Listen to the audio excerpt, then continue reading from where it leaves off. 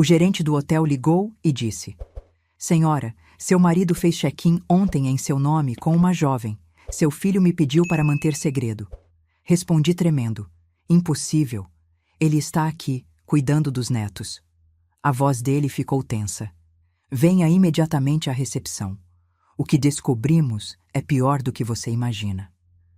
Quando cheguei ao hotel e vi as imagens das câmeras de segurança, meu sangue congelou. Não era apenas traição. Era algo muito mais sombrio.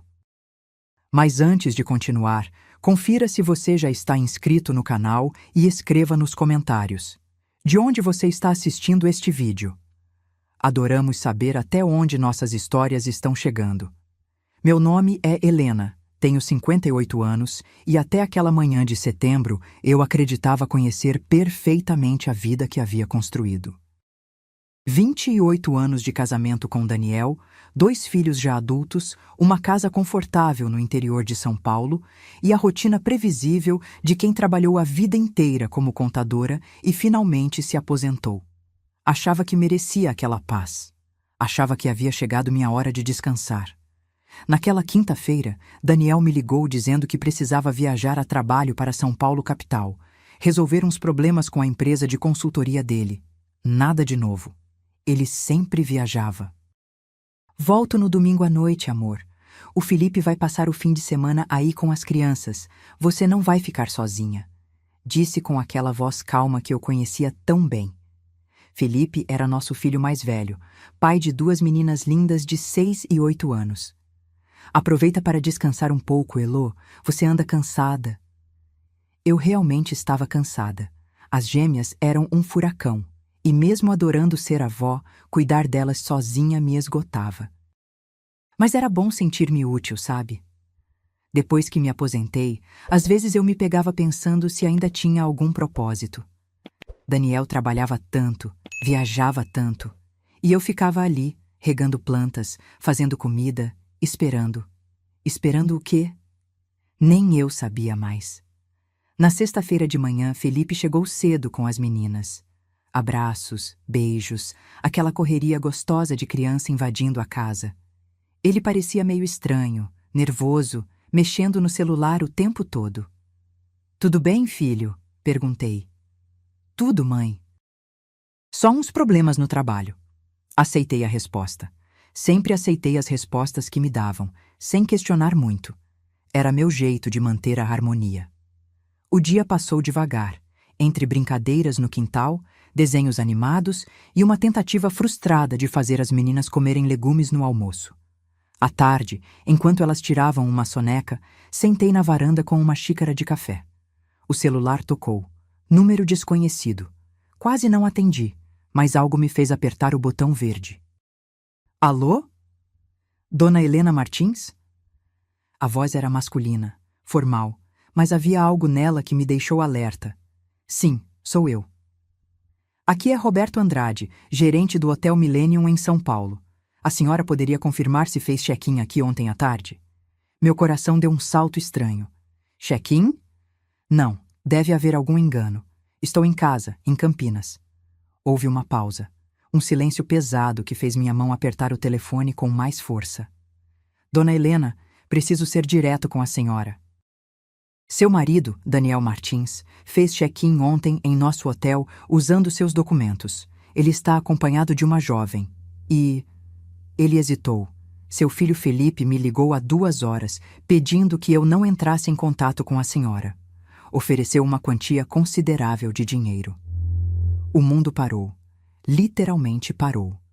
O barulho dos pássaros sumiu. O vento parou de soprar. Até meu coração parecia ter congelado dentro do peito. Isso é impossível, consegui dizer, minha voz saindo fina, distante. Meu marido está em São Paulo a trabalho, sim, mas meu filho está aqui comigo, com as netas dele. Ele não teria motivo para... Dona Helena, o gerente me interrompeu, e havia algo na voz dele que me assustou de verdade. Por favor, dirija-se imediatamente à recepção do hotel. O que está acontecendo aqui não é apenas uma traição. É algo muito mais grave. A senhora precisa ver com os próprios olhos. Minhas mãos tremiam tanto que quase derrubei o telefone. Mas grave? O que você quer dizer? Não posso explicar por telefone, mas envolve falsificação de documentos, senhora, e há câmeras de segurança. Por favor, venha o quanto antes. Estou fazendo isso porque há 10 anos a senhora me ajudou quando eu estava começando no hotel, lembra? Quando houve aquele problema com a auditoria e a senhora, como contadora, me orientou sem cobrar nada. Eu nunca esqueci. Não posso ficar em silêncio vendo o que está acontecendo. Eu me lembrava vagamente. Um rapaz jovem, desesperado, que me procurou por indicação de alguém. Ajudei porque sempre ajudei as pessoas. Nunca esperei nada em troca. Roberto, minha voz estava quebrando. Me diz uma coisa, meu filho, ele está aí também? Sim, senhora. Ele está no estacionamento há mais de 1 hora, esperando. Desliguei o telefone e fiquei ali, paralisada na cadeira da varanda, com a xícara de café esfriando nas minhas mãos. Minha mente era um turbilhão.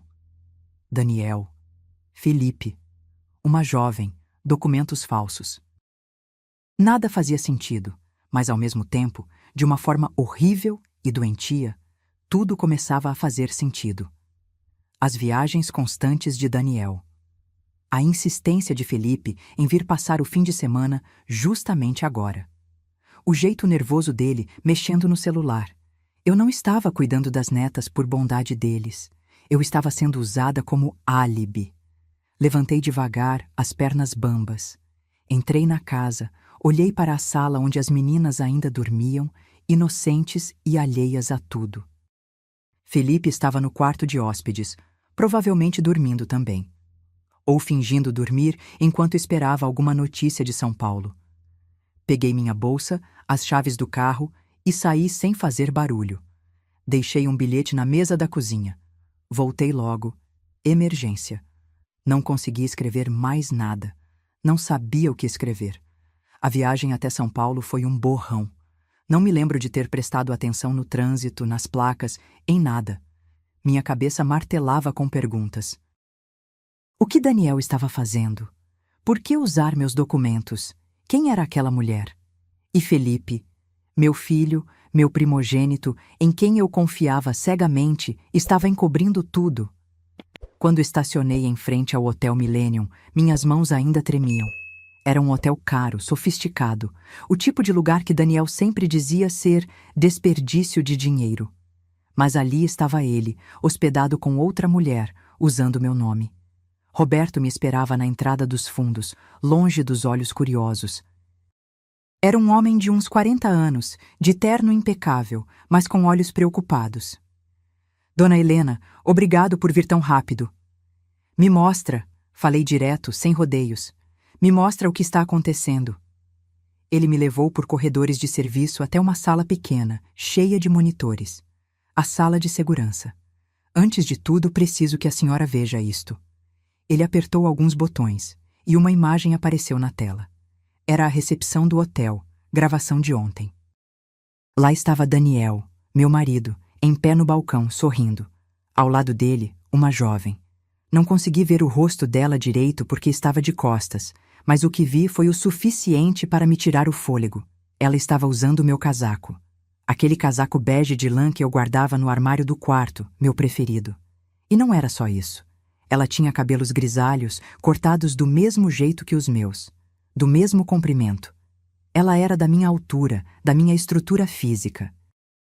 Continue assistindo, Roberto disse baixinho. Daniel entregou documentos ao recepcionista. Não consegui ouvir o áudio, mas vi quando o rapaz digitou algo no computador e devolveu os papéis. Daniel assinou algo. A mulher permaneceu de costas o tempo todo, o rosto sempre escondido. Ele fez check-in como sendo a senhora, Roberto explicou. Usou uma cópia do seu RG e do seu CPF. A moça com ele se apresentou como Helena Martins.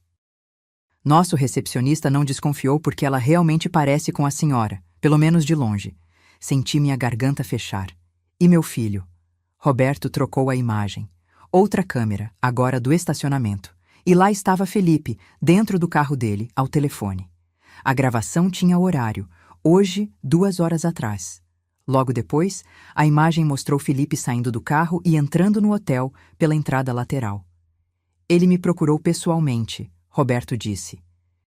Ofereceu 20 mil reais para que eu apagasse as gravações das câmeras e não entrasse em contato com a senhora. Disse que era uma surpresa de aniversário, que o pai estava planejando algo especial. Mas eu conheço as leis, dona Helena, e conheço pessoas. Aquilo não era uma surpresa inocente.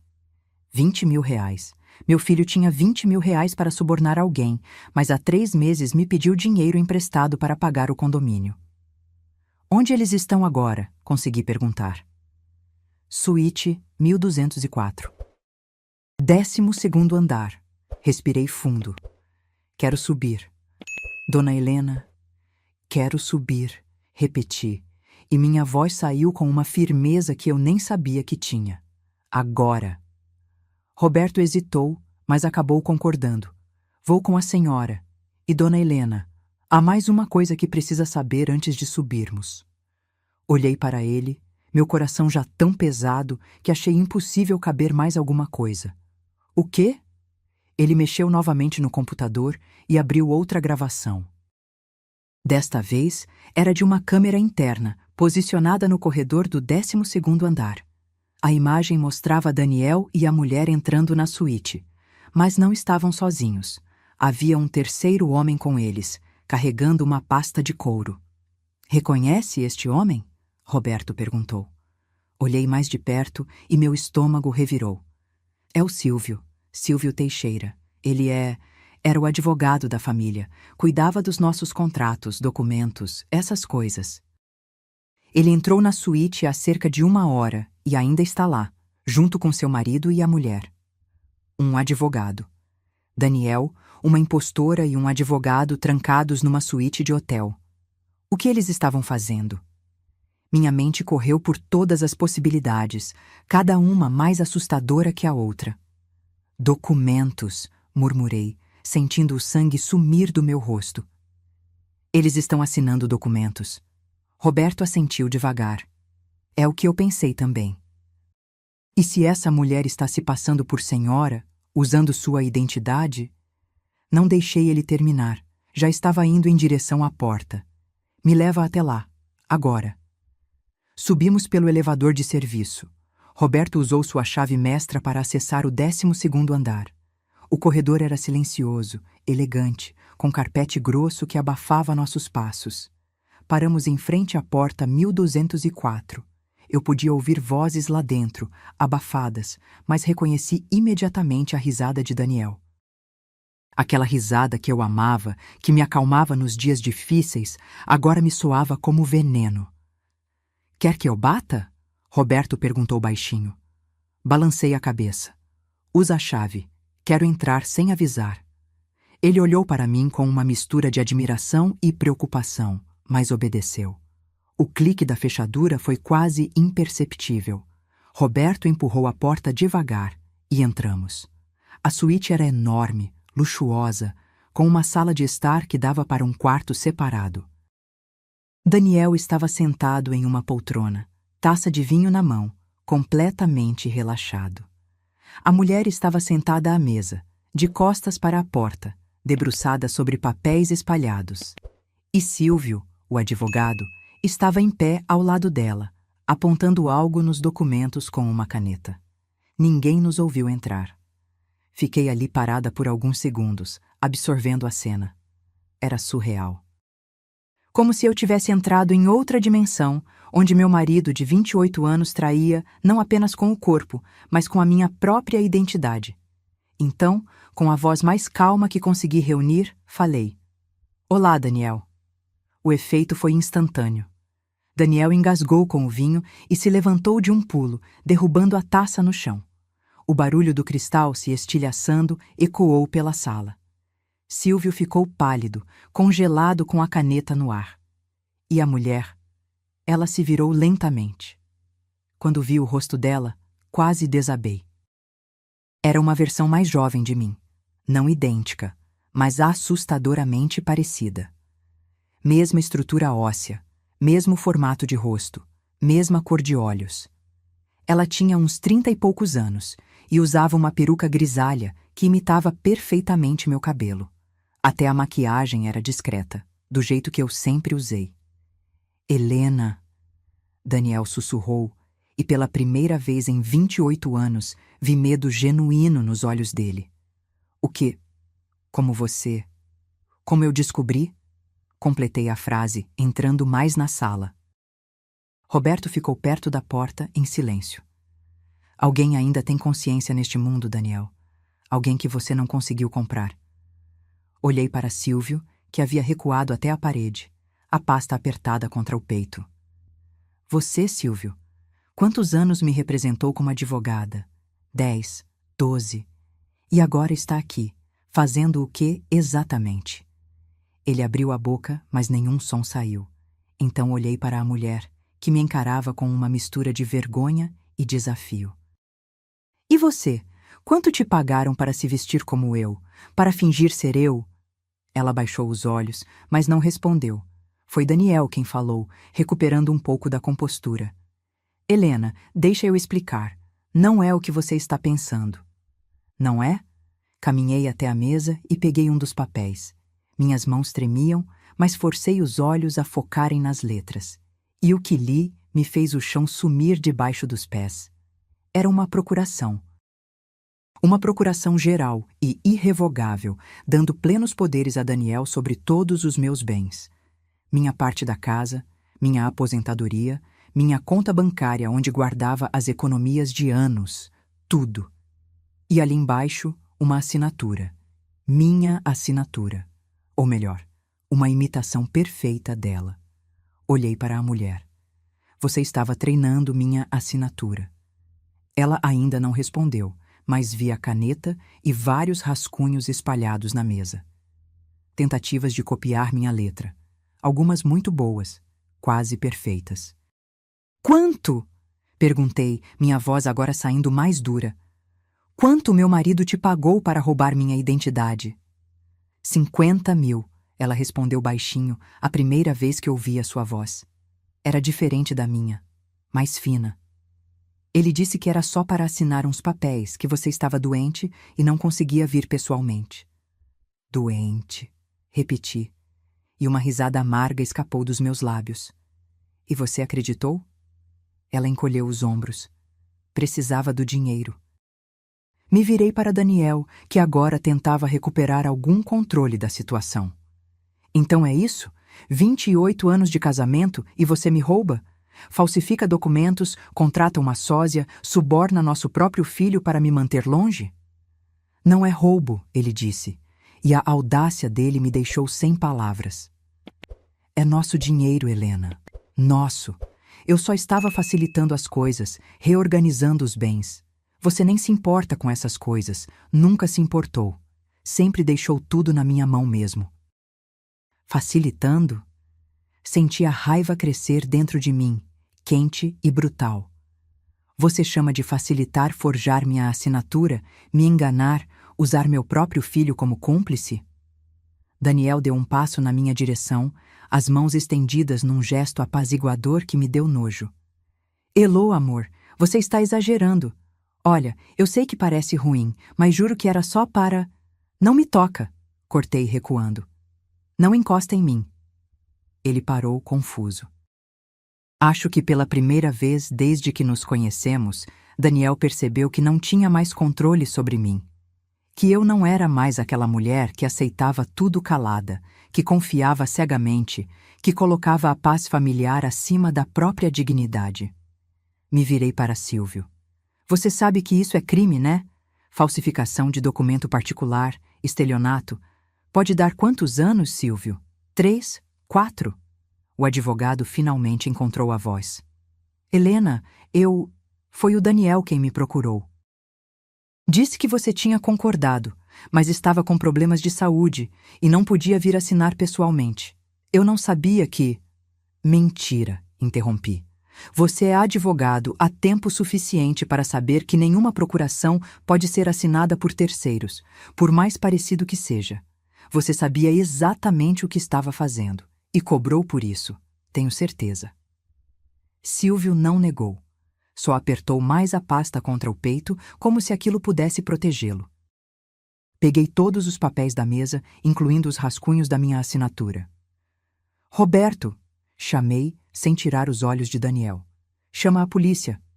Helena, não! Daniel avançou, mas Roberto se colocou entre nós, a postura firme. Não se aproxime dela, o gerente disse, com uma autoridade que não esperava. Você não vai fazer isso, Daniel insistiu, agora com a voz mais alta, desesperada. Pensa nos meninos, nas netas, pensa no escândalo. Você quer que eles cresçam sabendo que a avó colocou o avô e o pai na cadeia? Foi essa frase que me quebrou por completo. Não de tristeza, mas de uma clareza brutal. Durante anos, fui controlada por esse tipo de chantagem emocional. Pensa nos meninos, pensa na família, não faz escândalo. Sempre eu tendo que engolir, sempre eu tendo que perdoar, sempre eu sendo a que sacrificava tudo pela paz. Sabe de uma coisa, Daniel? Falei, minha voz saindo estranhamente calma. Eu penso sim nas meninas. E é exatamente por elas que vou fazer isso. Porque não quero que cresçam achando que é normal um homem roubar da própria esposa. Não quero que aprendam que mulher tem que abaixar a cabeça e aceitar ser enganada em silêncio. Peguei meu celular e disquei 190 eu mesma. A polícia chegou em 20 minutos. 2 policiais militares primeiro, depois uma viatura da Polícia Civil. Roberto havia me levado de volta para a sala de segurança, enquanto Daniel, Silvio e a mulher permaneciam na suíte, sob vigilância de um funcionário do hotel. Eu não queria mais olhar para eles. Não naquele momento. Dei meu depoimento sentada naquela sala fria, cercada de monitores. Minha voz estava firme, as mãos não tremiam mais. Mostrei os documentos falsos, as gravações das câmeras, expliquei tudo com uma clareza que me surpreendeu. A delegada responsável, uma mulher de uns 40 anos, chamada Doutora Patrícia, ouvia atentamente, fazendo anotações. A senhora tem cópias dos documentos originais? Para comprovar a falsificação? Ela perguntou. Tenho tudo no meu celular. Fotografias dos meus documentos, extratos bancários, tudo. Sempre fui organizada com essas coisas. Irônico, pensando agora. Aquela mesma organização que Daniel sempre elogiou estava sendo usada contra ele. Doutora Patrícia assentiu. Vou precisar que a senhora vá até a delegacia prestar um depoimento formal, mas posso adiantar que temos elementos suficientes para pelo menos 3 crimes aqui: falsificação de documento particular, estelionato e formação de quadrilha. Quadrilha? Repeti. 3 ou mais pessoas planejando e executando um crime. Seu marido, o advogado e a moça que se passou pela senhora. Seu filho também pode ser indiciado como cúmplice, se ficar provado que ele sabia de tudo e tentou acobertar. Felipe. Meu filho. A dor que senti ao ouvir isso foi diferente da raiva que sentia por Daniel. Era mais profunda, mais dilacerante. Uma mãe sempre espera que o marido possa falhar. Mas um filho? Seu próprio filho te trair? Ele está em Campinas agora, informei, minha voz falhando pela primeira vez. Com as filhas dele, minhas netas, na minha casa. Doutora Patrícia me olhou com uma gentileza que quase me fez desabar. Vamos precisar conversar com ele também. Mas por enquanto, vamos focar no flagrante aqui. Quando os policiais subiram para buscar Daniel e os outros, pedi a Roberto que me levasse para uma sala diferente. Não queria estar lá quando eles descessem. Não queria ver o rosto de Daniel algemado, não porque sentisse pena, mas porque tinha medo de fraquejar, de ceder àquele instinto antigo de proteger, de minimizar, de perdoar. Fiquei em uma pequena sala de reuniões do hotel, sozinha com meus pensamentos. Peguei o celular e vi que tinha 15 ligações perdidas de Felipe. 15. Ele devia estar desesperado, sabendo que algo deu errado. Pensei em atender, em ouvir o que ele tinha a dizer. Mas o que ele poderia dizer que justificasse, que explicasse? Em vez disso, liguei para minha irmã, Beatriz. Ela morava em Belo Horizonte e éramos próximas, falávamos quase todos os dias. Quando ela atendeu, bastou ouvir minha voz para saber que algo estava muito errado. Elô? O que aconteceu? E então, Pela primeira vez desde que recebi aquela ligação do Roberto, desabei. Contei tudo, entre soluços, enquanto Beatriz, do outro lado da linha, alternava entre choque, raiva e palavrões que eu nem sabia que ela conhecia. Esse filho da mãe, ela cuspiu, falando de Daniel. Eu sempre desconfiei dele, sempre. Ele sempre foi controlador demais, convencido demais. E o Felipe? O Felipe também estava nisso? Tentou subornar o gerente do hotel para manter segredo. Confirmei, enxugando as lágrimas com a manga da blusa. Eu vou aí. Pego um voo agora e vou aí. Não precisa, Bia. Eu estou bem. Bem uma pinóia. Você está sozinha, lidando com isso tudo. Vou sim. E Helena? Sua voz ficou mais suave. Você fez a coisa certa. Não sei se eu teria coragem, mas você fez. Depois que desliguei, fiquei ali sentada, olhando para o celular. As ligações de Felipe continuavam entrando. Na 17ª tentativa, atendi. Mãe! A voz dele veio desesperada, quase gritando. Mãe, pelo amor de Deus, onde você está? O que aconteceu? O pai me ligou, disse que você apareceu no hotel e chamou a polícia. Isso é verdade? É verdade, respondi, minha voz saindo gelada de um jeito que eu mesma não reconheci. Mãe, você enlouqueceu? O pai está sendo preso. O Silvio também. Por quê? O que deu em você? O que deu em mim? Senti a raiva voltar, fervendo. Seu pai tentou roubar tudo de mim, Felipe. Forjou minha assinatura. Contratou uma mulher para se passar por mim. Estava transferindo todos os meus bens para o nome dele. E você? Você sabia de tudo. Silêncio do outro lado. Um silêncio que confirmou tudo. Felipe? Insisti. Você sabia? Mãe, não era bem assim. O pai disse que era só uma reorganização dos bens, que você ia concordar de qualquer jeito quando soubesse. Era só para facilitar, para evitar burocracia. Eu não sabia que... Você ofereceu 20 mil reais para um funcionário do hotel apagar as provas, Felipe. 20 mil. E ainda tem coragem de dizer que não sabia? Foi o pai quem me pediu. Ele disse que você ia surtar à toa, que era melhor manter segredo até tudo estar resolvido.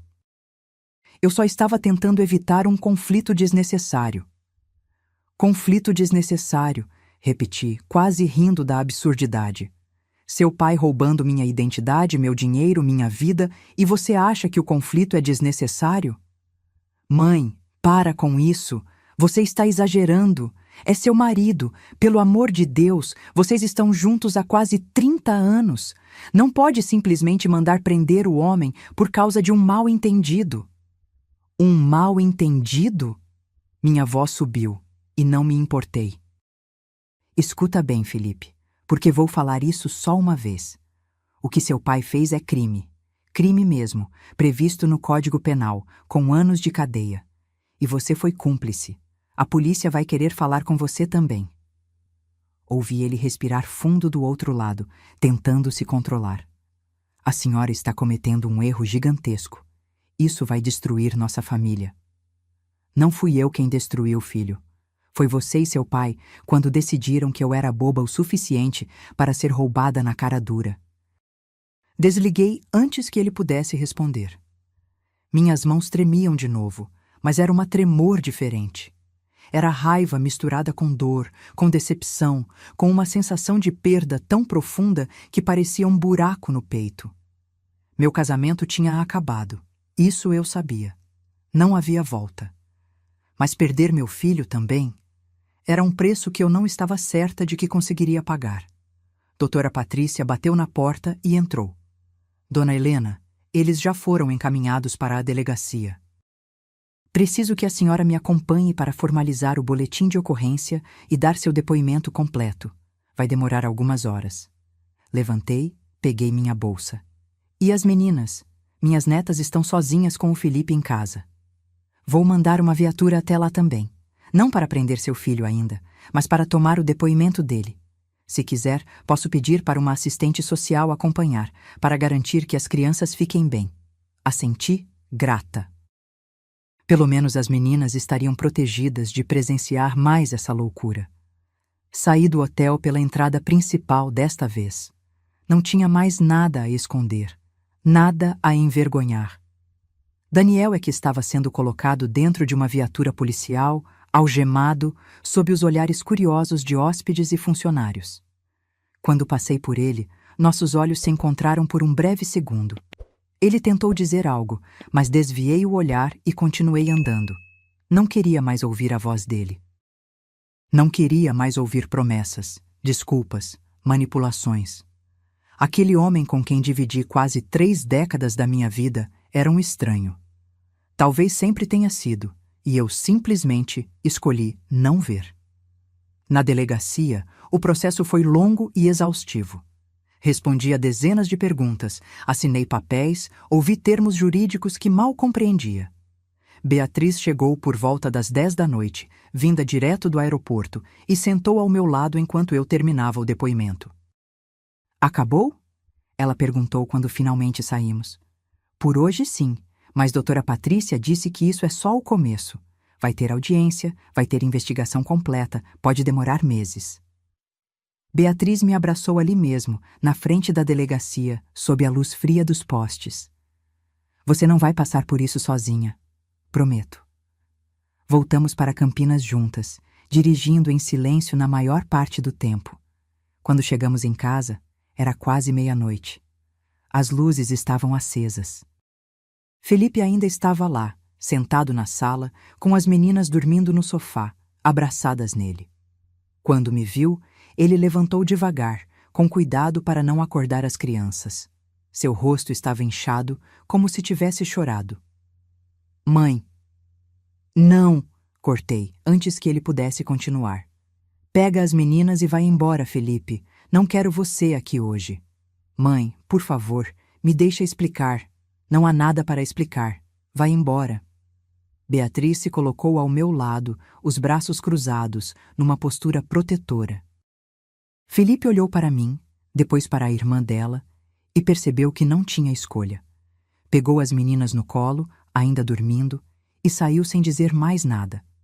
Quando a porta se fechou, desabei no sofá e chorei. Chorei por tudo que havia perdido, pela vida que pensei ter e que se revelou uma mentira, pela traição de pessoas que eu amava mais que a mim mesma. Beatriz sentou ao meu lado e segurou minha mão, em silêncio.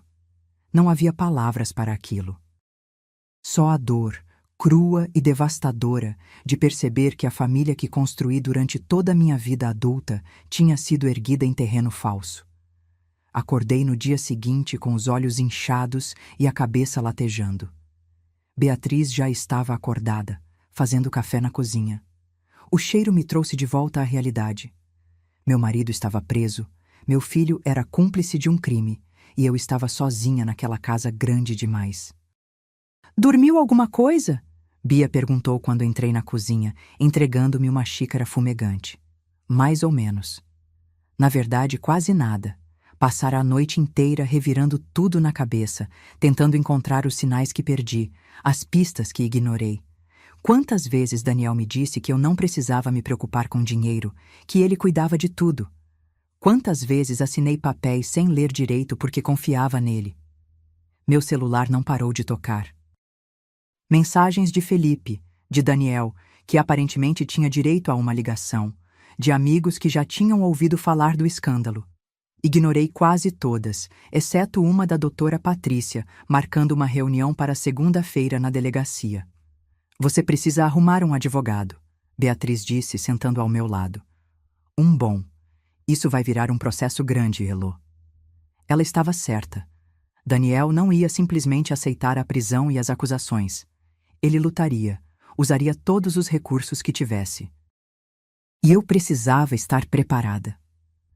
Liguei para Marta, uma antiga colega de trabalho que agora era advogada criminalista. Expliquei a situação rapidamente, e ela concordou em me representar. Vou precisar de todos os documentos, Helena. Tudo o que você tiver sobre os bens, as contas, o casamento. Quanto mais informação, melhor. Passei o sábado inteiro organizando papéis. Abri o escritório de Daniel, que sempre foi território proibido para mim.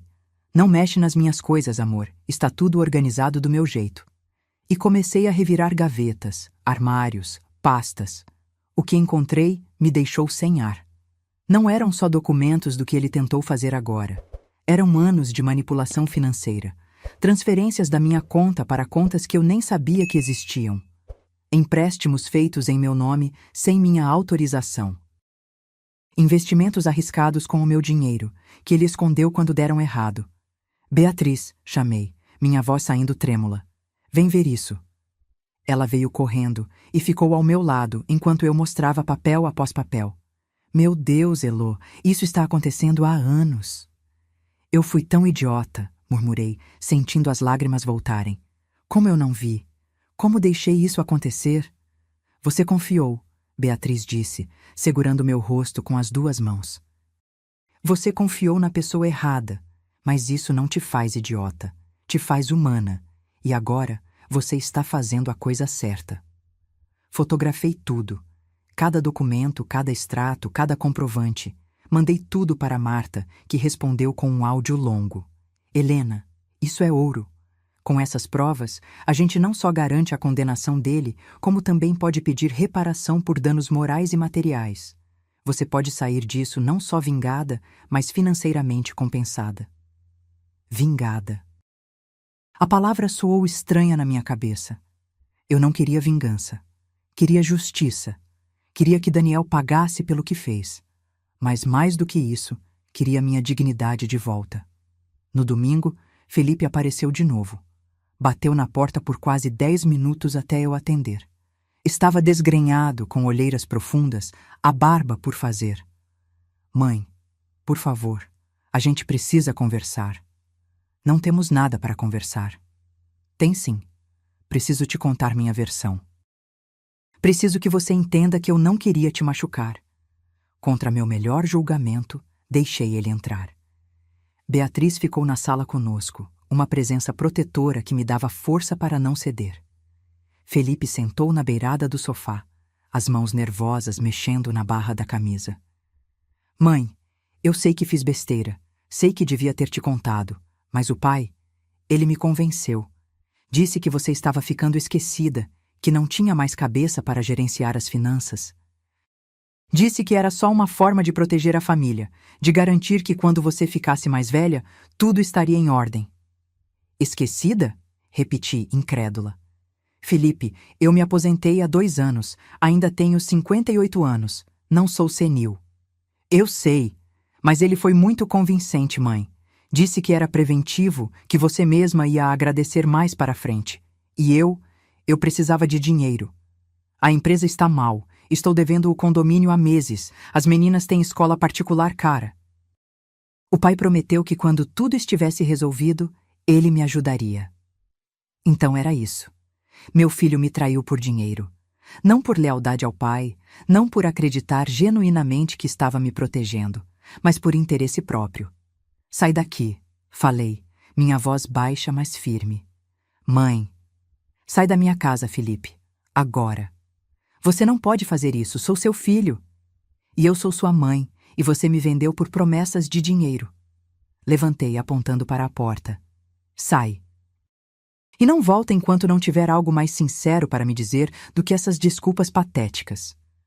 Ele ficou ali parado por mais alguns segundos, boquiaberto, como se não acreditasse que eu estava realmente o expulsando. Então levantou, os olhos marejados. Você vai se arrepender disso. Vai ficar sozinha, sem ninguém. Prefiro sozinha do que cercada de pessoas que me apunhalam pelas costas. Ele saiu batendo a porta. Ouvi o carro dele arrancando com tudo, os pneus cantando no asfalto. Beatriz veio até mim e me abraçou. Você está tremendo.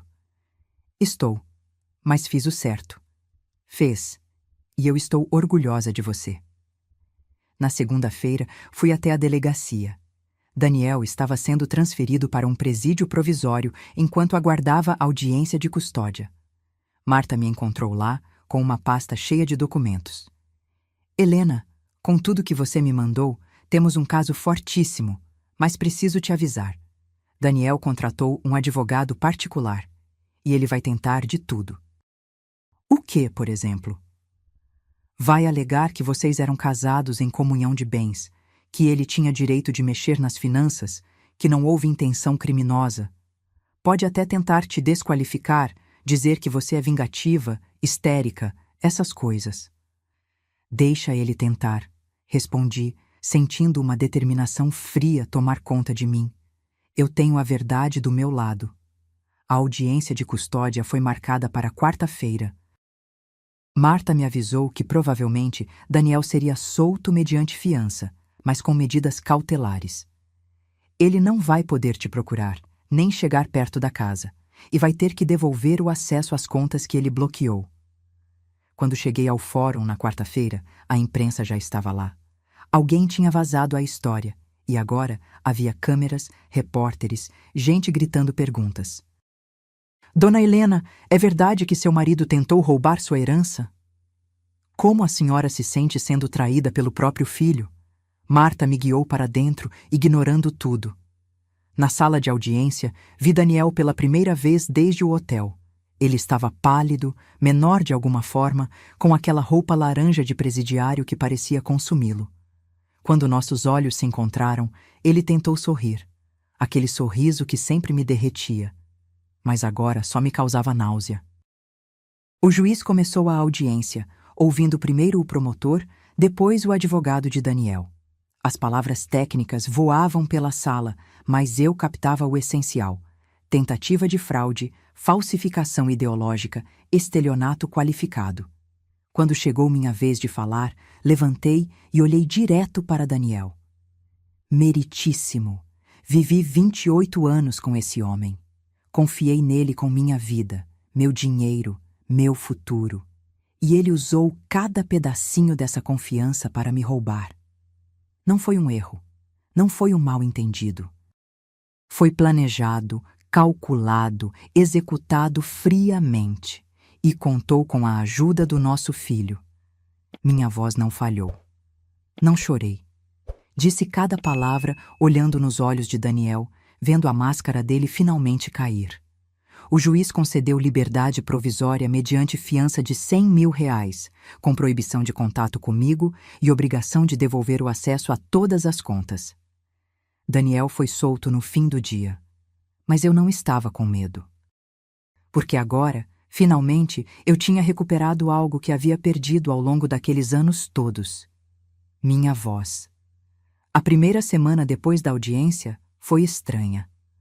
A casa, que antes me parecia acolhedora, agora se sentia vazia e pesada ao mesmo tempo. Cada cômodo guardava memórias que doíam. A mesa onde jantávamos em família, o sofá onde assistíamos TV juntos, o quarto que eu dividia com Daniel e que agora parecia contaminado por sua traição. Beatriz ficou comigo por mais alguns dias antes de ter que voltar para Belo Horizonte. Você tem certeza que vai ficar bem sozinha? Ela perguntou na manhã em que partiu. Vou ter que ficar, respondi, tentando parecer mais confiante do que me sentia. Mas obrigada, Bia, por tudo. Depois que ela foi embora, o silêncio da casa se tornou ensurdecedor. Tentei manter a rotina. Acordava cedo, fazia café, regava as plantas, lia um pouco. Mas tudo parecia mecânico, sem sentido. Para que manter aquela casa enorme só para mim? Para que cozinhar se ia comer sozinha? Para que viver se as pessoas por quem eu vivia me haviam traído tão profundamente? Foram pensamentos sombrios que tentei afastar, mas que voltavam, especialmente à noite, quando o silêncio ficava mais pesado. Marta ligava quase todos os dias com atualizações. Daniel devolveu o acesso às contas, mas tem movimentações suspeitas que precisamos investigar. Parece que ele transferiu dinheiro para contas offshore nos últimos 6 meses. Offshore? Nem sabia direito o que isso significava, mas pelo tom de Marta, não era nada bom. Contas em paraísos fiscais, lugares onde é difícil rastrear dinheiro. Se conseguirmos provar que ele estava escondendo bens do casal, piora muito a situação dele. Cada nova descoberta era uma facada. Não pela perda do dinheiro em si, mas pelo que representava. Anos de mentiras, de manipulação, de eu ser tratada como idiota que não merecia saber onde o próprio dinheiro estava. Felipe tentou me ligar várias vezes. Eu nunca atendia. Até que um dia ele mandou uma mensagem: Mãe, as meninas estão perguntando por você. Elas sentem sua falta. Pelo menos deixa eu levar elas aí no fim de semana. Aquilo me partiu. Minhas netas. Duas criancinhas inocentes que não tinham nada a ver com a podridão dos adultos ao redor delas. Será que era justo privá-las da avó por causa dos erros do pai? Respondi: Pode trazer, mas você não entra. Deixa elas no portão. No sábado, ouvi a campainha tocar. Quando abri, lá estavam elas, Júlia e Marina, com seus sorrisos banguela e abraços apertados. Vovó, a gente estava com saudade. Felipe estava um pouco atrás, constrangido. Nossos olhos se encontraram por um segundo. Vi nele algo que parecia arrependimento genuíno, mas desviei o olhar. Ainda não estava pronta para perdoar. Busco elas às 5, ele disse baixinho. Apenas assenti e fechei o portão. Aquelas horas com as meninas foram um bálsamo. Brincamos no jardim, fizemos biscoitos na cozinha, assistimos desenho. Elas não perguntaram sobre o avô, não mencionaram nada do que estava acontecendo. Eram apenas crianças querendo amor e atenção, e eu dei todo o que tinha. Quando Felipe voltou para buscá-las, Marina disse: Vovó, você tá triste? Meu coração apertou. Um pouquinho, amor, mas fico melhor quando vocês estão aqui. Então a gente volta sempre, Júlia declarou, abraçando minha perna. Depois que foram embora, a casa voltou a ficar silenciosa, mas era um silêncio diferente, menos pesado. Como se aquelas horinhas tivessem me lembrado que ainda havia coisas boas na vida, ainda havia amor puro e verdadeiro. Comecei a pensar no que fazer. Não podia simplesmente ficar naquela casa, afundando em autopiedade. Precisava reconstruir minha vida. Mas como? Por onde começar? Uma noite, folheando revistas antigas, encontrei uma reportagem sobre mulheres que recomeçaram depois dos 50. Uma delas tinha aberto uma pequena pousada no interior. Outra tinha voltado a estudar e se formado em psicologia. Outra tinha viajado sozinha pela Europa. Sozinha. A palavra me assustava e fascinava ao mesmo tempo. Eu nunca tinha feito nada sozinha de verdade. Sempre tive alguém ao meu lado. Meus pais, depois Daniel, depois os filhos. Sempre alguém para consultar, para agradar, para considerar. E se pela primeira vez na vida eu pensasse só em mim? Liguei para uma antiga amiga, Carla, que trabalhava numa agência de viagens. Carla, quero fazer uma viagem, sozinha. Ela ficou surpresa, mas empolgada. Que tipo de viagem? Não sei. Algo diferente. Algo que me tire da zona de conforto. Ela mandou várias opções: Paris, Buenos Aires, Lisboa. Mas quando vi as fotos de uma pequena vila na Toscana, algo dentro de mim se acendeu. Campos de girassol, vinícolas antigas, comida caseira, aquela vida simples e bela que sempre admirei nos filmes, mas nunca achei que viveria. Essa, falei, apontando para a tela. Quero ir para essa. Tem certeza? É bem isolado, Elô, e você não fala italiano. Tenho certeza. Marquei a viagem para dali a 2 meses. Tempo suficiente para resolver as questões legais mais urgentes e me preparar psicologicamente. Quando contei para Beatriz, ela ficou radiante. Você merece isso, maninha. Merece recomeçar, viver coisas novas. Estou tão orgulhosa de você. Marta também aprovou. Vai te fazer bem sair um pouco desse ambiente. Mas, Helena, tem uma coisa que preciso te contar. Meu estômago apertou. O quê? Daniel está tentando acordo. O advogado dele me procurou. Ele quer propor uma divisão amigável dos bens e pede que você retire a queixa criminal. De jeito nenhum. Imaginei que diria isso. Mas preciso te avisar. Se formos para o júri, o processo pode demorar anos. E vai ser desgastante. Ele vai tentar te desmoralizar, questionar sua sanidade mental, sua capacidade de julgamento. Deixa ele tentar. Não vou recuar, Marta. Ele precisa pagar pelo que fez. Então vamos em frente, mas se prepare, porque vai ser uma batalha. E foi. Nas semanas seguintes, o advogado de Daniel começou a espalhar histórias pela cidade.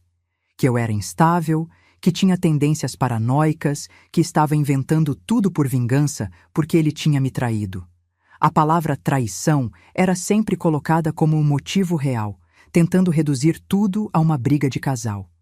Mas eu tinha as provas, tinha os documentos, as gravações do hotel, o depoimento da mulher que se passou por mim. Tinha tudo. A data do julgamento foi marcada. 3 meses depois. 3 meses que pareceram eternos e rápidos ao mesmo tempo. Nesse meio tempo, mantive as visitas das netas aos sábados. Felipe e eu trocávamos apenas o necessário, cordiais mas distantes. Ele havia perdido o emprego, soube por terceiros e estava morando num apartamento pequeno alugado. Parte de mim sentiu pena, mas a maior parte sabia que consequências precisavam existir. Uma semana antes do julgamento, Daniel tentou me ligar. Eu não atendi, mas ele deixou uma mensagem de voz. Elô, eu sei que você não quer falar comigo, mas por favor, escuta essa mensagem. Eu errei. Errei muito, eu sei. Fui ganancioso, egoísta, te tratei mal. Mas juro que nunca quis te machucar de verdade. Achei que estava sendo esperto, que estava protegendo nosso futuro. Sei que parece loucura agora, mas na minha cabeça fazia sentido. Por favor, para com esse processo. A gente pode conversar, pode resolver isso entre nós. Não precisa me destruir por completo. Pensa nos anos que vivemos juntos, nas coisas boas que tivemos. Isso não pode acabar assim. Ouvi a mensagem 3 vezes. Em cada uma, senti menos. Na primeira, ainda doeu um pouco. Na terceira, era só a voz de um estranho tentando manipular mais uma vez. Deletei e bloqueei o número. O dia do julgamento amanheceu frio e nublado, como se o céu estivesse de luto junto comigo. Acordei às 5 da manhã, incapaz de dormir mais. Fiquei sentada na varanda, tomando café e vendo o sol nascer timidamente entre as nuvens, pensando em como minha vida tinha mudado tanto em tão pouco tempo. Há 6 meses, eu era uma mulher casada, avó dedicada, vivendo uma vida que julgava feliz. Hoje, ia testemunhar contra o próprio marido num tribunal, lutando para recuperar o que era meu por direito. Beatriz tinha voltado na noite anterior e dormiu no quarto de hóspedes. Quando desceu, já me encontrou arrumada, com o vestido azul marinho que Marta sugeriu. Sóbrio, mas digno, foram as palavras dela. Cabelo preso, maquiagem leve. Pronta? Ela perguntou. Pronta. O fórum estava cheio. Não esperava tanta gente, mas aparentemente o caso tinha ganhado certa notoriedade na cidade. Empresário tenta roubar esposa, tinha virado manchete no jornal local. Havia curiosos, conhecidos, até algumas amigas que fiz no clube e que vieram me apoiar. Daniel já estava lá quando chegamos. Estava de terno, barbeado, com aquela aparência respeitável que sempre soube manter. Quando me viu, tentou se aproximar, mas Marta se colocou entre nós. Seu cliente está proibido de se aproximar da minha cliente, doutor. Ela disse para o advogado dele, um homem careca de óculos chamado Dr. Henrique. Só quero conversar 2 minutos, Daniel insistiu, tentando contornar Marta. Não, respondi, olhando direto para ele pela primeira vez em meses. Não temos nada para conversar. Te vejo lá dentro. A expressão no rosto dele foi de genuína surpresa, como se ainda esperasse que eu cedesse, que a velha Helena voltasse e perdoasse tudo em nome da paz. Mas aquela Helena tinha morrido no Hotel Millennium. A que estava ali era outra pessoa. Entramos na sala do júri. Era menor do que eu imaginava, com paredes de madeira escura e um ar pesado de seriedade. Os jurados já estavam em seus lugares, 7 pessoas comuns que decidiriam o destino de Daniel. O juiz, Dr. Augusto Ferreira, era um homem de uns 60 anos, conhecido por ser rigoroso, mas justo. Ele abriu a sessão e explicou os procedimentos aos jurados. Então, o promotor público, Dr. Márcio, começou sua fala. Senhores jurados, o caso que trazemos hoje não é simplesmente uma discórdia conjugal. É um crime premeditado, planejado meticulosamente por um homem que usou a confiança de sua esposa para roubá-la sistematicamente ao longo de anos. Ele apresentou as provas, uma por uma. As gravações do hotel mostrando Daniel fazendo check-in com a falsa Helena. Os documentos falsificados com minha assinatura. Os extratos bancários mostrando transferências não autorizadas. Cada evidência era como uma martelada, construindo um caso sólido e irrefutável. Então, foi minha vez de testemunhar. Subi ao banco das testemunhas com as pernas tremendo, mas quando sentei e coloquei a mão sobre a Bíblia para jurar dizer a verdade, senti uma calma estranha tomar conta de mim. Dr. Márcio fez as perguntas com gentileza. Dona Helena, a senhora tinha conhecimento das movimentações financeiras que seu marido fazia em seu nome? Não. Ele sempre disse que cuidava de tudo, que eu não precisava me preocupar. Eu confiava nele. E quando descobriu o que estava acontecendo no hotel, o que sentiu? Respirei fundo. Senti que tinha sido enganada, não só nos últimos meses, mas por anos. Cada vez que assinei um papel sem ler porque ele disse que era só uma formalidade, cada vez que deixei ele gerenciar tudo porque ele entendia mais de finanças, eu estava sendo manipulada. E o pior não foi perder o dinheiro, foi perder a confiança em alguém que eu amava. Ouvi alguns murmúrios na plateia. Olhei para Daniel, que mantinha a cabeça baixa. Então chegou a vez do Dr. Henrique me interrogar. E ele foi implacável. Dona Helena, a senhora não acha que está exagerando? Seu marido tentou reorganizar os bens do casal, algo que muitos casais fazem. A senhora não está usando isso como desculpa porque descobriu que ele tinha uma amante? Não é sobre a amante, respondi, mantendo a voz firme. É sobre falsificar minha assinatura, me usar, me roubar. Roubar? Mas eram bens do casal, não eram? Vocês não eram casados em comunhão de bens? Éramos, mas ele estava transferindo minha parte para o nome dele sem meu conhecimento. Isso é roubo. A senhora não acha que está sendo vingativa? Afinal, vocês foram casados por quase 30 anos. Senti a raiva subir, mas a controlei.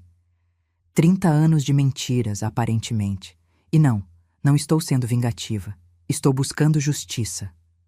O interrogatório durou mais de 1 hora. Doutor. Henrique tentou de tudo, me fazer parecer confusa, instável, rancorosa. Mas eu mantive minha versão, calma e consistente, apoiada pelas provas irrefutáveis que tínhamos. Depois, foi a vez de Daniel testemunhar. Ele subiu ao banco parecendo menor, curvado. Sua defesa era previsível. Ele só estava tentando proteger a família, garantir o futuro, evitar impostos desnecessários. Nunca teve intenção de prejudicar ninguém. Senhor. Daniel, o promotor perguntou. Se suas intenções eram tão nobres, por que contratou uma mulher para se passar por sua esposa? Por que não simplesmente conversou com ela sobre suas preocupações? Daniel hesitou. Eu achei que seria mais fácil assim. Minha esposa é teimosa, não aceitaria meus conselhos. Então a solução foi enganá-la? Forjar a assinatura dela? Subornar funcionários de hotel para esconder suas ações? Não foi bem assim, não foi? Temos gravações provando tudo, senhor. Daniel não tinha resposta. Ficou ali, balbuciando desculpas fracas que nem ele mesmo parecia acreditar. O próximo a testemunhar foi Roberto, o gerente do hotel. Ele contou toda a história, o check-in suspeito, a tentativa de suborno de Felipe, a decisão de me ligar. Eu sabia que algo estava errado. Trabalho neste ramo há 20 anos e aquilo não era normal. Então chamaram Silvio, o advogado. Ele tinha feito acordo de delação premiada, oferecendo depoimento em troca de redução de pena. Contou tudo, como Daniel o procurou, quanto pagou, como planejaram tudo nos mínimos detalhes. Ele disse que a esposa estava senil, que precisava proteger os bens dela. Eu não questionei muito. Ele pagava bem. Silvio admitiu, com vergonha na voz. A mulher que se passou por mim, Larisa, também testemunhou. Estava visivelmente nervosa, as mãos tremendo. Eu precisava do dinheiro. Ele me ofereceu R$ 50.000 só para assinar uns papéis. Disse que era tudo legal, que a esposa sabia, mas não podia comparecer. Eu não sabia que estava cometendo um crime. Mas aceitou usar os documentos dela, imitar a assinatura, se vestir como ela? O promotor pressionou. Sim, ela admitiu baixinho. Foi errado, eu sei. Por fim, chamaram Felipe. Meu filho subiu ao banco evitando meu olhar. Estava magro, com olheiras profundas. O mês desde a prisão do pai claramente tinha sido duro. Senhor. Felipe, o senhor sabia o que seu pai estava planejando? O promotor perguntou. Sabia, Felipe admitiu, a voz quebrada. Ele me contou e me pediu ajuda. Disse que era para proteger os bens da família, que minha mãe estava ficando velha e poderia tomar decisões ruins. Eu acreditei nele. E tentou subornar o gerente do hotel? Sim, com dinheiro que meu pai me deu. Ele disse que era importante manter segredo até tudo estar resolvido. O senhor não achou estranho ter que esconder isso da própria mãe? Felipe finalmente olhou para mim, lágrimas nos olhos. Achei, mas meu pai foi muito convincente e eu estava desesperado por dinheiro. Ele prometeu me ajudar depois. Ouvir isso doeu mais do que esperava. Meu filho não me traiu por amor ao pai ou por acreditar que estava me protegendo. Me traiu por ganância. Por 30 moedas de prata, como no ditado. Depois dos depoimentos, os advogados fizeram suas alegações finais. Dr. Márcio foi contundente. Senhores jurados, as provas são claras. O réu planejou, executou e tentou encobrir um crime grave contra sua própria esposa. Não há dúvida razoável aqui, apenas fatos. Dr. Henrique, por sua vez, tentou apelar para o emocional.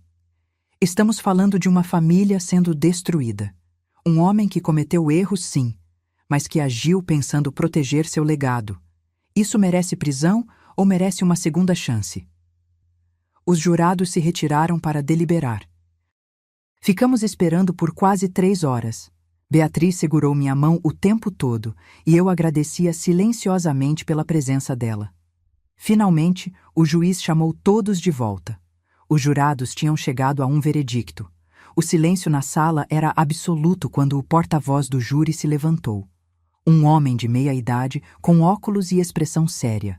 Ele segurava um papel nas mãos e observei aquele pedaço de papel como se minha vida inteira dependesse dele. Porque, de certa forma, dependia. Quanto ao crime de falsificação de documento particular, ele começou, a voz firme.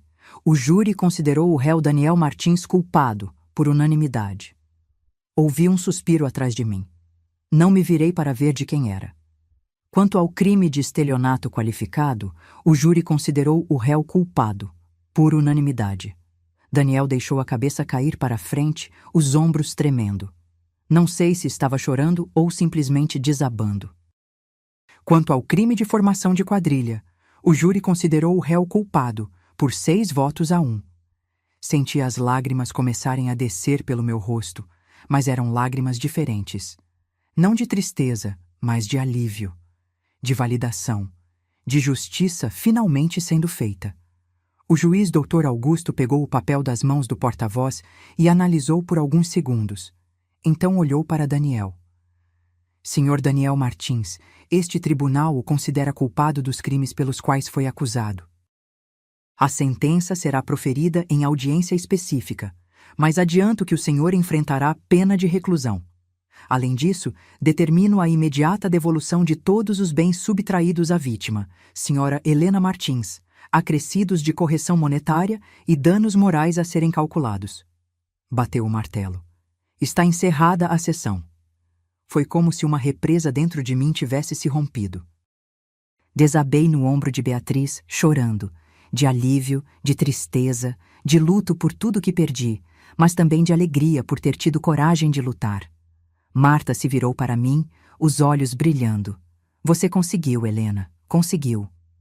As pessoas vieram me cumprimentar, me abraçar. Amigas do clube, vizinhas, até desconhecidos que tinham acompanhado o caso e se emocionaram com minha história. Você é uma inspiração, uma senhora de cabelos brancos me disse, segurando minhas mãos. Meu marido me roubou há anos e eu nunca tive coragem de denunciar, mas você me deu força para pelo menos pensar na possibilidade. Do outro lado da sala, vi Felipe se aproximando. Estava pálido, os olhos vermelhos. Parou a alguns passos de distância, como se tivesse medo de chegar mais perto. Mãe, ele disse, a voz rouca. Eu não sei o que dizer. Olhei para ele, meu filho, que havia crescido tanto e aprendido tão pouco. Não tem nada a dizer, Felipe. Pelo menos não hoje. Eu sei que estraguei tudo. Sei que te decepcionei. Mas quero que saiba que me arrependo. De verdade. Passei esses meses pensando em como fui idiota, em como joguei fora sua confiança por ganância. Se pudesse voltar no tempo... Mas não pode, interrompi. Ninguém pode. A única coisa que podemos fazer é lidar com as consequências das nossas escolhas. Ele assentiu, enxugando os olhos. As meninas perguntam por você toda hora. Meu coração apertou. Pode continuar trazendo elas aos sábados. Mas você e eu? Vai demorar muito tempo, Felipe. Muito tempo mesmo. Eu espero, ele disse, a voz quebrando. Vou passar o resto da vida esperando, se for preciso. Não respondi. Apenas me virei e saí do tribunal acompanhada de Beatriz e Marta. Lá fora, os repórteres nos cercaram. Microfones na minha cara, câmeras piscando. Dona Helena, como se sente com o veredicto? O que tem a dizer sobre seu marido? Vai perdoá-lo algum dia? Marta tentou me proteger, mas segurei seu braço. Tudo bem, falei baixinho. Então me virei para as câmeras. Me sinto aliviada. Aliviada que a justiça foi feita. E espero que minha história sirva de exemplo para outras mulheres que estão passando por situações parecidas. Não tenham medo de denunciar. Não deixem que o amor, ou o que achamos que é amor, nos cegue para os abusos. Nenhum relacionamento vale nossa dignidade. Disseram que foi essa fala que viralizou. Que apareceu em sites de notícias, foi compartilhada milhares de vezes nas redes sociais. Eu não liguei muito para isso na época. Só queria ir para casa, tomar um banho quente e dormir por dias. Mas quando cheguei em casa e abri o celular, havia centenas de mensagens de mulheres desconhecidas. Obrigada por ter coragem. Sua história me fez sair de um casamento abusivo. Você me inspira. Meu marido também mexe nas minhas finanças sem me contar, e eu nunca soube se estava exagerando ao me sentir desconfortável. Agora sei que não estou. Li cada uma, chorando. Chorando porque percebi que minha dor, minha humilhação, minha luta tinham servido para algo maior. Tinham ajudado outras mulheres a encontrarem suas próprias vozes. Nos dias seguintes, a vida começou a se reorganizar. Daniel foi sentenciado a 5 anos de reclusão em regime semiaberto, com possibilidade de progressão para aberto se mantivesse bom comportamento. Felipe recebeu pena alternativa, prestação de serviços comunitários e multa, por ter sido considerado cúmplice secundário e por ter colaborado com a justiça. Silvio perdeu a licença para advogar e também recebeu pena alternativa. Larisa, a mulher que se passou por mim, foi liberada por ter feito acordo de delação e por ser considerada vítima da manipulação de Daniel. A casa, as contas, tudo voltou para meu nome. Marta conseguiu ainda que Daniel fosse condenado a me pagar R$200 mil de indenização por danos morais. R$200 mil. Dinheiro que ele tinha escondido em contas offshore, que agora tinham sido rastreadas e bloqueadas. Quando o dinheiro caiu na minha conta, fiquei olhando para o extrato sem acreditar. Não era só sobre o valor, era sobre a validação. O sistema tinha reconhecido que eu fui lesada, que sofri, que merecia reparação. Usei parte desse dinheiro para fazer algo que vinha adiando há semanas. Comprei a passagem para a Itália. Não mais dali a 2 meses, dali a 2 semanas. Você tem certeza? Beatriz perguntou quando contei. Não quer esperar um pouco? Processar tudo o que aconteceu? Já processei o suficiente, respondi. Agora quero viver. Nos dias que antecederam minha viagem, arrumei a casa, guardei objetos, fiz uma limpeza não só física, mas emocional. Cada coisa de Daniel que encontrava, uma gravata esquecida, um livro dele, fotografias antigas, eu colocava numa caixa que depois doei. Não queria guardas nenhuma lembrança daquele homem que um dia amei, mas que nunca realmente existiu. No meu último sábado antes da viagem, Felipe trouxe as meninas como de costume. Mas dessa vez pediu para entrar. Só 2 minutos, mãe, por favor. Deixei. Ele ficou no hall da entrada, sem sentar, mexendo nervosamente nas mãos. As meninas correram para o quintal, alheias à tensão. Soube que você vai viajar, ele disse. Vou para a Itália, passar 1 mês lá. Ele assentiu. Você merece ser feliz. Fez uma pausa, respirou fundo. Mãe, eu sei que não posso desfazer o que fiz. Sei que traí sua confiança da pior forma possível, mas quero que saiba que aprendi. Perdi o emprego, perdi o respeito das pessoas, quase perdi minhas filhas no processo de separação. Gabriela pediu divórcio quando soube de tudo. Não sabia disso. Sinto muito. Não precisa sentir. Eu mereci cada consequência, mas estou tentando ser melhor. Estou fazendo terapia, procurando emprego honesto, tentando ser um pai presente para as meninas. E um dia, espero poder ser um filho decente de novo. Olhei para ele, esse homem de 35 anos que parecia ter envelhecido 10 nessa provação toda, e senti algo que não esperava. Não perdão, ainda não. Mas compaixão. Ele estava sofrendo as consequências dos seus atos, e isso era justo. Mas também estava tentando crescer a partir delas. Eu espero isso também, Felipe. Falei honestamente. Mas vai demorar. Eu sei. E vou esperar. O tempo que for necessário. Depois que ele foi embora com as meninas, sentei na varanda com uma taça de vinho e o folder da viagem. Olhei as fotos daquela vila italiana, imaginei como seria andar por aquelas ruas de pedra, provar aqueles vinhos, conhecer pessoas novas que não conheciam minha história. Pela primeira vez em meses, senti algo próximo de empolgação. O aeroporto estava cheio naquela manhã de terça-feira. Beatriz tinha insistido em me levar, mesmo eu dizendo que pegaria um táxi. Não seja boba, é sua primeira viagem internacional sozinha. Vou te deixar no portão de embarque e só vou embora quando você entrar no avião. Fiz o check-in, despachei a mala, uma só, porque aprendi que não preciso carregar o peso do mundo nas costas. Na fila de segurança, olhei ao redor e vi tantas pessoas, casais, famílias, executivos solitários, cada um com sua história, seus dramas, suas alegrias, e eu era apenas mais uma. Uma mulher de 58 anos recomeçando a vida. Nada de especial, mas ao mesmo tempo, tudo de especial. Vai mandar notícias, né? Beatriz disse quando chegamos ao portão de embarque. Todo dia, prometo. Ela me abraçou forte. Estou tão orgulhosa de você, maninha, do que você se tornou, da força que encontrou. Você me inspira. Você me salvou, Bia. Se não tivesse vindo quando eu precisei, não sei se teria conseguido. Conseguiria sim, porque você é mais forte do que imagina. Quando chamaram meu voo, passei pelo portão com o coração acelerado.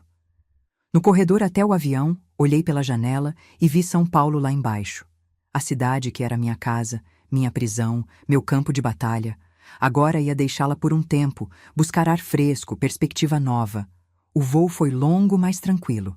Li um livro, assisti a 2 filmes, conversei com a senhora sentada ao meu lado que também viajava sozinha. Meu marido morreu há 2 anos, ela contou. Resolvi fazer todas as viagens que sempre adiamos. Melhor tarde do que nunca, né? Melhor tarde do que nunca, concordei. Quando o avião pousou em Florença, o sol estava se pondo, tingindo o céu de laranja e rosa. Peguei minha mala, passei pela imigração e lá estava minha motorista, uma italiana de uns 40 anos, chamada Sofia, segurando uma placa com meu nome. Benvenuta! Ela exclamou, me abraçando como se fôssemos amigas de longa data. Bem-vinda à Toscana. A estrada até a vila onde eu ficaria levou quase 1 hora, serpenteando por colinas cobertas de vinhedos e oliveiras. O pôr do sol foi o mais bonito que já vi na vida. Sofia tagarelava em italiano e inglês misturados, contando histórias da região, apontando paisagens. Você vai amar aqui, ela disse. É um lugar de cura. Muitas mulheres vêm aqui para recomeçar. Quando chegamos à vila, meu queixo caiu. Era como entrar num cartão postal. Casinhas de pedra, ruas estreitas, flores nas janelas, um silêncio pacífico quebrado apenas pelo canto de pássaros. Minha hospedagem era uma pequena casa que a dona da pousada havia reformado especialmente para hóspedes solo. Tinha um quarto aconchegante, uma salinha com lareira, cozinha pequena mas funcional e uma varanda com vista para os campos de girassol. É perfeito, murmurei quando Sofia me deixou lá. Desfrute, cara, você merece. Naquela primeira noite, sentei na varanda com uma taça de vinho local que a dona da pousada deixou de boas-vindas. Olhei as estrelas, tantas estrelas, muito mais do que conseguia ver em Campinas, e senti algo que não sentia há tanto tempo que quase não reconheci. Paz. Os dias seguintes se desenrolaram numa rotina gostosa. Acordava cedo, tomava café na varanda, caminhava pelos campos. Visitava vinícolas, onde aprendi sobre a produção do vinho. Fui a aulas de culinária italiana, onde a nona que ensinava me tratava como neta. Mette amore nella pasta, ela dizia. Coloque amor na massa. Conheci outras viajantes solitárias. Michelle, uma americana de 50 anos que estava se divorciando. Karen, uma australiana que tinha perdido a filha e viajava para lidar com a dor. Emma, uma inglesa que simplesmente quis se aventurar antes de ficar velha demais para isso. Todas nós, de alguma forma, estávamos curando feridas, buscando nós mesmas. Uma noite, estávamos todas jantando num pequeno restaurante da vila e Emma levantou a taça. Um brinde às mulheres que tiveram coragem de recomeçar. As recomeços, todas repetimos. No meio da viagem, recebi uma ligação de Marta. Helena, desculpa incomodar sua viagem, mas tem novidades. Daniel está querendo fazer acordo para reduzir a pena. Está se mostrando cooperativo, devolvendo tudo, aceitando todas as condições. Ele quer saber se você aceita escrever uma carta ao juiz pedindo clemência. Fiquei em silêncio por um momento, olhando para os campos dourados pela janela. Não.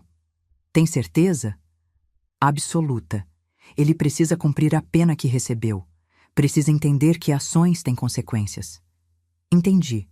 Só precisava confirmar. Depois que desliguei, não me senti mal pela decisão. Não senti que estava sendo vingativa ou cruel.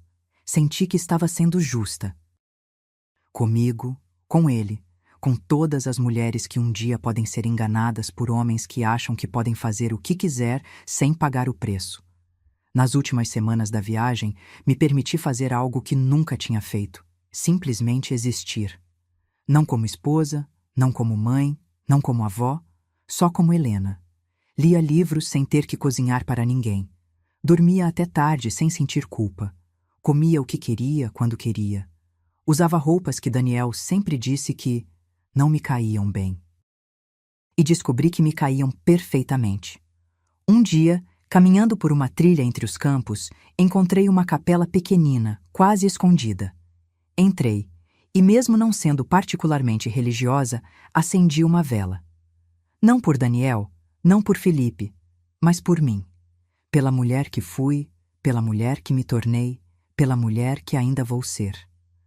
Quando minha viagem acabou e chegou a hora de voltar para o Brasil, senti uma pontada de tristeza. Mas era diferente da tristeza que sentia antes. Não era vazio. Era saudade de um lugar que me acolheu quando eu mais precisei. Sofia me levou de volta ao aeroporto. Você volta? Ela perguntou. Volto, respondi com certeza. Com certeza volto. No avião de volta, refleti sobre tudo. Sobre Daniel cumprindo pena. Sobre Felipe tentando reconstruir a vida. Sobre minhas netas que continuariam crescendo. sobre Beatriz, que esteve ao meu lado em cada passo, e sobre mim. Sobre a mulher que descobriu, aos 58 anos, que não era tarde demais para lutar, para exigir respeito, para recomeçar. Quando o avião pousou em São Paulo, Beatriz estava lá me esperando, junto com Felipe e as meninas. Meu coração deu um pulo. Olhei para meu filho, que segurava as mãos das filhas, e vi algo diferente nele. Humildade genuína, remorso real. Elas insistiram em vir, ele disse quando me aproximei. Não consegui dizer não. Vovó, as meninas gritaram, correndo para me abraçar. Abracei-as forte, sentindo aquele amor puro e incondicional que só netos sabem dar. Então olhei para Felipe por cima das cabecinhas delas. Não disse nada, mas assenti levemente. Não era perdão. Ainda não. Mas era um começo. Um reconhecimento de que, assim como eu estava recomeçando, ele também estava tentando. E talvez, só talvez, um dia pudéssemos reconstruir algo. Não o que tínhamos antes. Aquilo estava morto e enterrado. Mas algo novo, mais honesto, baseado em respeito mútuo e não em dívidas emocionais. Agora, se você gostou dessa história, clica em se inscrever e me diz nos comentários qual parte te deixou de queixo caído. Ah, e não esqueça de se tornar membro para ter acesso a vídeos exclusivos que não posto aqui. Te espero lá.